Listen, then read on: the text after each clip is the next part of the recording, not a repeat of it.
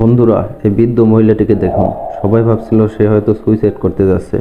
তারা দৌড়ে গিয়ে বৃদ্ধ মহিলাটিকে আটকায় এবং যখন সুইসাইড করার কারণ জিজ্ঞেস করে বৃদ্ধ মহিলা তখন বলে আসলে সে সুইসাইড করছিল না, সেই করাত দিয়ে আসলে চুল আঁচড়াতে চাচ্ছিল।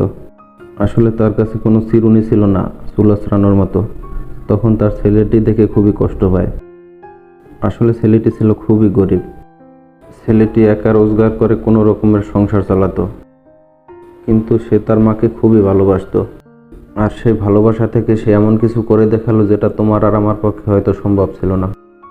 সে টাকা দিয়ে ভালো কোনো চিরুনি কিনে দিতে পারে না, তাতে কি, কাঠ দিয়ে এমন একটা চিরুনি বানালো যেটা হয়তো টাকা দিয়েও কেনা যাবে না। বন্ধুরা, তোমরা কে কে তোমাদের মাকে বেশি ভালোবাসো কমেন্টে জানাও। আর ভিডিওটি যদি ভালো লেগে থাকে একটি লাইক এবং একটি সাবস্ক্রাইব দিয়ে পাশে থাকো।